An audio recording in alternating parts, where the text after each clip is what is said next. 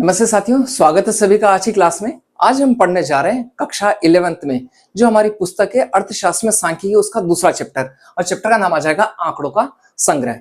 तो सबसे पहले हम पढ़ने जा रहे हैं आंकड़ों या समंकों का जो अर्थ होता है उसे किसे कहते हैं। ये हमने ठीक पहले वाले जो चैप्टर है इसमें भी ये वाली बात पढ़ती। समंक के आंकड़े किसे कहते हैं? कोई भी तथ्य या कोई भी आर्थिक तथ्य उनको जब संख्यात्मक रूप से प्रदर्शित किया जाता है तो उसे हम क्या कह सकते हैं? आंकड़े या समंक कहते हैं। वापिस एक बार पुनः ध्यान सुनना कि कोई भी तथ्य या कोई भी आर्थिक तथ्य जिनको हम संख्यात्मक रूप से अगर प्रकट कर सकते हैं उनको हम क्या कहेंगे? आंकड़े या समंक कहते हैं। नेक्स्ट देखते हैं कि आंकड़ों के प्रकार क्या है। ये सबसे महत्वपूर्ण, यानी कि ये एक ऐसा क्वेश्चन है जो प्रत्येक, यानी कि परीक्षा का स्तर चाहे कैसा भी हो, वो टेस्ट हो सकते हैं, हाफ ईयरली, ईयरली, किसी प्रकार को ये क्वेश्चन पूछा ही जाता है। तो आंकड़ों के प्रकार दो हो जाएंगे, प्राथमिक आंकड़े और द्वितीयक आंकड़े। इनको बहुत ध्यान से समझना आवश्यक है क्योंकि जो क्वेश्चन आता है वो आता है प्राथमिक आंकड़ों या द्वितीयक आंकड़ों में जो अंतर है उसको स्पष्ट कीजिए। तो प्राथमिक आंकड़ों और द्वितीयक आंकड़ों का सही तरीके से अगर अर्थ समझ में आता है तो ऐसी स्थिति में इनके बीच में जो अंतर आता है उनको हम बहुत अच्छे तरीके से बता पाते हैं। तो सबसे पहले आ रहा है प्राथमिक आंकड़े, प्राथमिक समंक किसे कहते हैं? तो प्राथमिक आंकड़ों में हो जाएगा जो प्रगणक है, जो गणना करने वाला, जिसके पास में कोई आर्थिक समस्या या कोई विषय है जिसको लेकर वह रिसर्च करना चाहता है, अपना अनुसंधान करना चाहता है, तो वह प्रगणक या अनुसंधान करता है जब क्षेत्र में जाकर और अपने आंकड़ों को जब लेके आता, अपने समंकों को जब लेके आता, तो उन्हें हम क्या कहते हैं? प्राथमिक आंकड़े कहते हैं।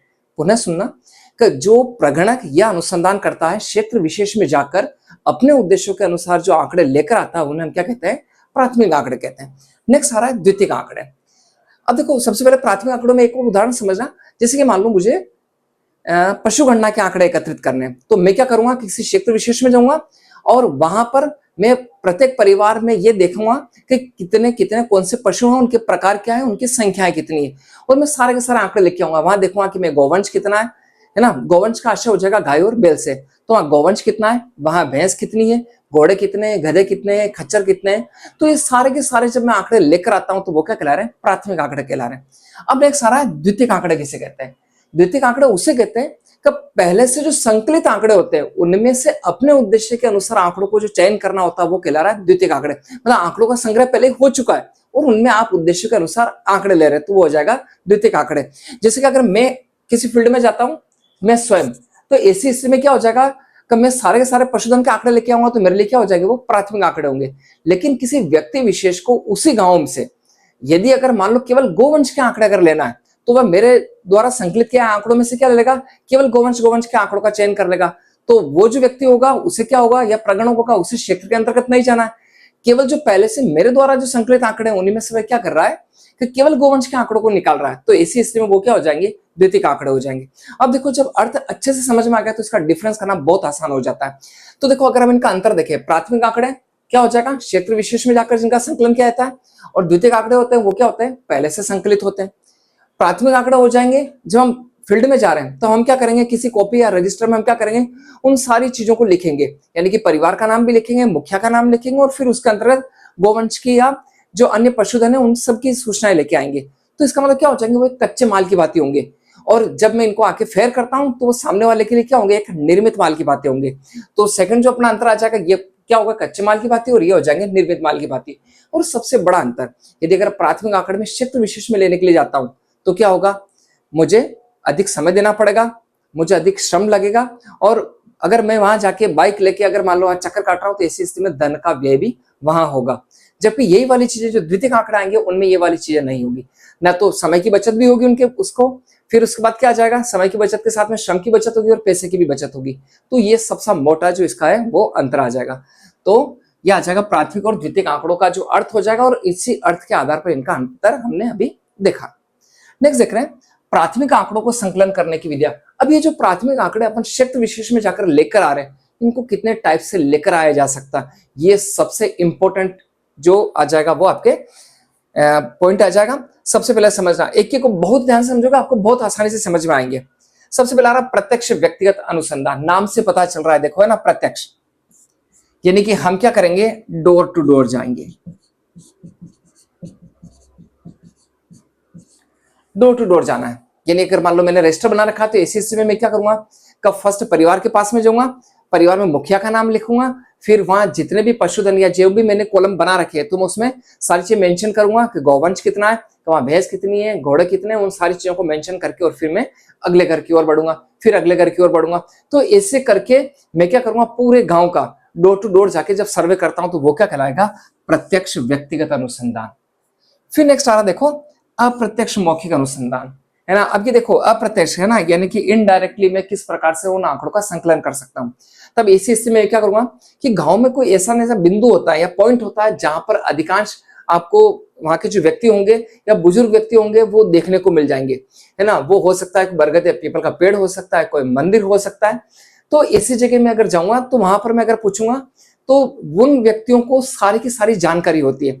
तो मैं अगर वहां बैठ के और सारी सारी चीजें पूछता हूँ, अगर मैंने पूछ लिया कि अमुक जो घर है वो किनका है, तो सामने वाला बैठ के बताएगा कि वो घर होगा वो देवीलाल जी का घर है। तो ऐसी स्थिति में मैंने परिवार का नाम लिखा और वो वहां बैठे ही सारे जो पशुधन होगा उनकी सूचना हमें दे देंगे। फिर जस्ट अगले वाले जाएंगे तो फिर वो क्या कर सकता है कि अगले वाले घर में वापस हमें बता देगा कि अगला वाला घर है वो गणपत लाल जी का है और वहां पर क्या है जो भी पशुधन के आंकड़े वो सारे सारे हमें बता दिए जाएंगे। तो ये जो आ जाएगा वो क्या आ जाएगा, अप्रत्यक्ष मौखिक अनुसंधान। तो देखो ये तो हो गया प्रत्यक्ष व्यक्तिगत अनुसंधान और ये आ जाएगा अप्रत्यक्ष व्यक्तिगत अनुसंधान। देखो यहाँ पर एक दिक्कत आ सकती है, जब अपन आंकड़े लेने जा रहे हैं ना तो ऐसा भी होगा कि जब गांव में अपन आंकड़े लेने गए है ना, किसी डोर पर गए और अगर हो सकता है कि वो अपने घर वालों से ही किसी दुखी हो या किसी बच्चे से दुखी हो विशेष करके ना, तो ऐसा भी हो सकता है वो गोवंश के आंकड़े भी लिखाएगा, वो भैंस के आंकड़े भी लिखाएगा, लेकिन हो सकता है साथ साथ में है ना इतना परेशान हो जाएगा वो गधे के आंकड़े भी लिखा सकता है ना। और यहाँ गधे का आशय है कि जब गधे दिख नहीं रहे तो बोलेंगे हमारा जो गधा है वो बाजार में गया, ऐसा भी हो सकता है। मतलब आप समझ रहे हैं इनडायरेक्टली, तो वो क्या कर सकते हैं, है ना। तो ऐसी चीजों का आपको विशेष करके ध्यान रखना है ना। तो ये आ जाएगा प्रत्यक्ष व्यक्तिगत अनुसंधान और ये आ जाएगा अप्रत्यक्ष मौखिक अनुसंधान। फिर नेक्स्ट देखते हैं संवाददाताओं या सूचनादाताओं से सूचना प्राप्ति। तो क्या ऐसा उस कंडीशन में होता है कि जब अपन को कोई ऐसे आंकड़े लेने होते हैं जहां न तो अपन स्वयं जा सकते हैं डोर टू डोर और नहीं अपन व्यक्तिगत रूप से उस गांव में उपस्थित हो सकते हैं, तो हम क्या करेंगे। मान लो ऐसा हो जाता है कि किसी गांव विशेष में जिसका मुझे अध्ययन करना, वहां बहुत अधिक बारिश आ जाती है और नदी का पानी ओवरफ्लो हो जाता है, तो बाढ़ के अगर हालात बनते हैं तो बाढ़ के हालात के अंतर्गत तो पशुओं के मरने की जो संख्या आ रही है ना, उनका अगर अध्ययन करना है, तब ऐसी स्थिति में क्या होगा कि बाढ़ आने का न तो मैं इंतजार करूंगा और न ही बाढ़ में बहने वाली होगी जो नदी के निकट के कहीं कहीं डोर पे मैं बैठा रहूंगा, ऐसा किया जाना संभव नहीं है। तब ऐसी स्थिति में क्या करूंगा, मैं गांव में जो भी मुझे लगता है जो अति विश्वसनीय जो व्यक्ति है या जो लड़का है, तो मैं क्या करूंगा, मैं उससे फोन करके पूछूंगा कि यार अभी जो बाढ़ आई है या रात को जो इतना अच्छी बारिश के बाद जो बाढ़ के हालात बने है ना, तो क्या पशुधन का कोई नुकसान हुआ है क्या। तो चूंकि वो गांव का बहुत मौदवीर या बहुत जानकार व्यक्ति होगा, तो ऐसी स्थिति में वह क्या करेगा, वह हमें सूचना देगा कि यार जो अमुक परिवार है वहां से 3 बकरियां बहकर चली गई है ना, या वहां पे उनका एक गाय का जो एक बच्चा है वो बहकर चला गया। तो ऐसे क्या होगा, तो मैंने वहां संवाददाता नियुक्त कर रहे हैं वो अति विशेष है ना, तो उन व्यक्तियों से मैं सूचना लेकर और मैं क्या कर सकता हूँ, मेरे आंकड़ों का सृजन कर सकता हूं। और आज हम देखते हैं कि जैसा कि टीवी चैनल पर देखते हैं कि इतने सारे टीवी चैनल है, तो प्रत्येक व्यक्ति क्या करेगा या प्रत्येक चैनल का किसी न किसी क्षेत्र में क्या होगा, उनका एक संवाददाता नियुक्त होता है और वह संवाददाता उस क्षेत्र में जाकर सारा सारा कवरेज करता है और फिर सारी सारी चीजें क्या की जाती है, टेलीविजन पर प्रसारण की जाती है। तो ये वो चीज है वो जो हमें टेलीविजन पर देखने को मिलती है। तो वो संवाददाता, आपने सुना भी होगा कि मैं जयपुर से जो संवाददाता है अमुक व्यक्ति बोल रहा हूँ, है ना, और आप जुड़े रहिए हमारे साथ में। या हो सकता है मैं भोपाल से बोल रहा हूँ, मैं इंदौर से बोल रहा हूँ, तो वो क्या कर सकता है, अपने संवाददाताओं की सूचना के माध्यम से ये बताएगा कि वहां की जो स्थिति है वो क्या है। फिर नेक्स्ट आ रहा है अनुसूची भरकर और प्रश्नावली भरवाकर। देखो यहाँ डिफरेंस बहुत अच्छे से समझना है। अनुसूची भरकर है ना, देखो यहाँ भरकर लिख रखा है, यहाँ भरवाकर लिख रखा है, तो इन दोनों का जो अगर हमें अच्छी तरीके से डेफिनेशन आती है तो इनके बीच में भी कभी डिफरेंस वाला क्वेश्चन आ सकता है। तो हमें अनुसूची और प्रश्नावली का एक अच्छे से हमको इसको परिभाषित करना आना चाहिए। तो अनुसूची किसे बोल रहे हैं, अनुसूची प्रश्नों की वह सूची होती है जिसे जो प्रगणक होगा वो सूचनादाता से पूछकर स्वयं भरता है। यानी कि भरेगा कौन, प्रगणक भरेगा। देखो इसमें कौन भरेगा, वापस समझना, प्रगणक भरेगा, यानी कि सामने वाले से पूछेगा। यानी कि वह डोर पे गया और अगर मान लो उसे टेलीविजन का दुष्प्रभाव देखना है या टेलीविजन का समाज पर जो प्रभाव देखना है, तो ऐसी स्थिति में क्या करेगा, वह किसी घर पर जाएगा और घर पर जाकर सामने वाले से क्वेश्चन पूछेगा और क्वेश्चन पूछ के अपनी जो प्रश्नों की उसने सूची बना रखी है, जैसे कि उसने 20 प्रश्नों का अगर समावेश कर रखा है, तो वह ऐसी स्थिति में क्या करेगा कि उन 20 प्रश्नों के सारे के सारे जो आंसर होगा सामने वाले से पूछेगा और स्वयं भरेगा। तब ऐसी स्थिति में क्या कर सकता है कि जिस सामने वाले को अगर क्वेश्चन समझ में नहीं आ रहा है या हो सकता है सामने वाला अनपढ़ भी है, तो वहां की लोकल लैंग्वेज में उसका उच्चारण करके फिर उनके आंसर को ले सकता है। तो भरेगा कौन है? प्रगणक भरेगा। और यहाँ पर समझना प्रश्नावली का मतलब क्या हो जाएगा। प्रश्नावली प्रश्नों की वह अवली होती है, वह सूची होती है ना माला। तो प्रश्नावली प्रश्नों की वह सूची होती है जिसके अंतर्गत सूचनादाता होगा वो प्रश्नों को भरकर क्या करता है? स्वयं भरता है और फिर वह क्या करेगा? प्रगणक को लौटाएगा। तो देखो यहां जो कौन भरेगा? वह सूचनादाता भरेगा। सूचनादाता उसको भरेगा और फिर लौटाएगा किसे? तो वह प्रगणक को लौटाएगा, यानी कि जो अनुसंधान करता होगा वह उसे क्या करेगा? लौटाएगा। तो यहां पर देखो अगर सामने वाले से पूछ रहा है, इसका मतलब सामने वाले का साक्षर या निरक्षर होना कोई जरूरी नहीं है। सामने वाला निरक्षर भी होगा तो भी अनुसूची भरी जा सकती है, लेकिन प्रश्नावली को चूंकि इस व्यक्ति को स्वयं को भरना है तो इसी स्थिति में क्या होगा का उसका साक्षर होना बहुत जरूरी है। तो ये ध्यान रखने वाली बात है का प्रश्नावली के अंतर्गत जो सूचनादाता होगा उसका साक्षर होना जरूरी है ना। इसको हम और थोड़ा सा विस्तृत से पढ़ेंगे हमारे अगले वीडियो में। फिर नेक्स्ट आ रहा है वैयक्तिक साक्षात्कार। वैयक्तिक साक्षात्कार क्या होता है कि जब हमें देखते हैं कि हमारा दायरा कुछ अगर छोटा होता है और हमें प्रत्येक व्यक्ति के बारे में अगर बिल्कुल सही जानकारी चाहिए, तब ऐसी स्थिति में हम व्यक्तिगत साक्षात्कार प्रयोग कर सकते हैं। आज हम देखते हैं कि जैसे कि हमारे स्कूल के अंतर्गत भूगोल प्रैक्टिकल हो रहा है, भूगोल प्रायोगिक परीक्षा हो रही है, तो ऐसी स्थिति में क्या करेगा कि जो एग्जामिनर आ रहा है वह एग्जामिनर क्या करेगा? प्रत्येक बच्चे को बुलाएगा और उससे सारे के सारे क्वेश्चन पूछेगा और क्वेश्चन पूछने के बाद में वह निर्णय निकालेगा कि उस बच्चे को कितने अंक देने हैं, उसका प्रेजेंटेशन क्या है, उसको कितनी गहराई है। वह क्या कर सकता है कि किसी विषय के बारे में बहुत गहराई से उससे क्वेश्चन भी पूछ सकता है या किसी सब्जेक्ट को लेकर वह क्या कर सकता है? उसके विचारों को जान सकता है। तो यह आ जाएगा हमारा व्यक्तिगत साक्षात्कार। अब इसके अंदर सबसे बड़ी जो समस्या होती है जब बच्चा फेस कर रहा होता है टीचर को, तब ऐसी स्थिति में क्या होगा कि उसका नॉलेज तो अच्छा होता है लेकिन वह दबाव के मारे अपने जो प्रेजेंटेशन है उसको बहुत अच्छे से कर नहीं पाता। तो ये इसकी बहुत बड़ी जो समस्या वो क्या आ जाएगी? व्यक्तिगत समस्या की जो व्यक्ति होगा या जो परीक्षार्थी होगा वह अच्छी तरीके से अपना प्रस्तुतिकरण नहीं कर पाता। तो ये उसकी सबसे बड़ी है ना कमजोरी हो जाएगी। फिर नेक्स्ट आ रहा है टेलीफोन साक्षात्कार। देखो टेलीफोन साक्षात्कार में क्या हो जाएगा? जो उसकी कमजोरी उस टेलीफोन के साक्षात्कार में दूर किया जा सकता है। तो टेलीफोन साक्षात्कार में ये हो जाएगा कि आपने या जो प्रगणक या जो अनुसंधान करता है उसने व्यक्ति विशेष को फोन लगाया और फोन लगाकर वह क्या कर सकता है कि सारी जानकारी जो उस विषय से संबंधित है, जो उसका उद्देश्य है, उसको लेकर वह जानकारियां ले सकता है। लेकिन यहाँ जो समस्या आती है वो सबसे बड़ी समस्या आ जाएगी। एक तो कनेक्टिविटी की समस्या आ जाएगी, सबसे पहले जो समस्या आएगी। हालांकि इसकी समस्या का तो निराकरण हो रहा है, लेकिन वह क्या करेगा कि सबसे बड़ी जो समस्या आ जाएगी वह सबसे आ रही है कनेक्टिविटी। अब सबसे बड़ा फायदा इसका क्या?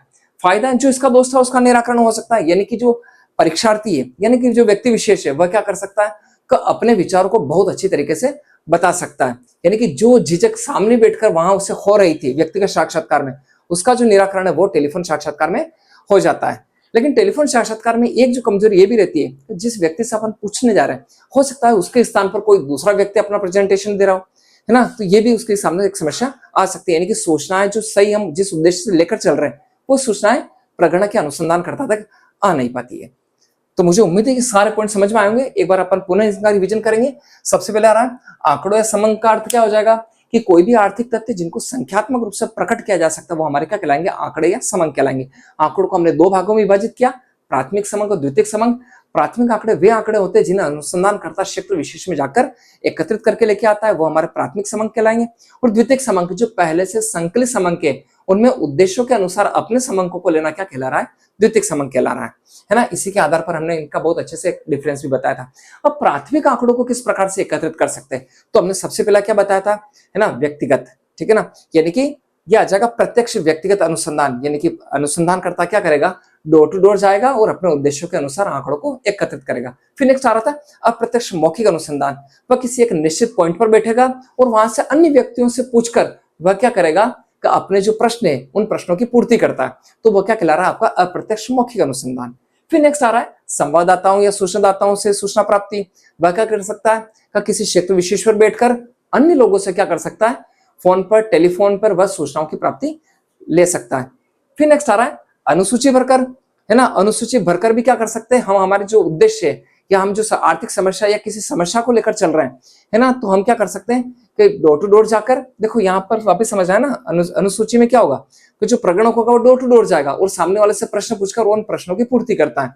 तो यहाँ कौन भरेगा, है ना, तो यहाँ कौन भरेगा, तो प्रगणक भरेगा। और प्रश्नावली के अंतर्गत क्या होगा कि आपने किसी व्यक्ति विशेष को दे दी, अब वो आपको, अगर अपन ने बोल दिया कि आपको ये 5 दिन के अंदर लौटानी है, तो वह क्या करेगा कि प्रश्नावली को भरेगा और फिर बाद में 5 दिन को हमारे पास में लौटाएगा, तो वो कहला रही प्रश्नावली। और फिर व्यक्तिगत साक्षात्कार, प्रत्येक व्यक्ति से क्या किया जा सकता है ना, अपने उद्देश्य के अनुसार क्वेश्चन पूछे जा सकते हैं, वो व्यक्तिगत साक्षात्कार हो जाएगा।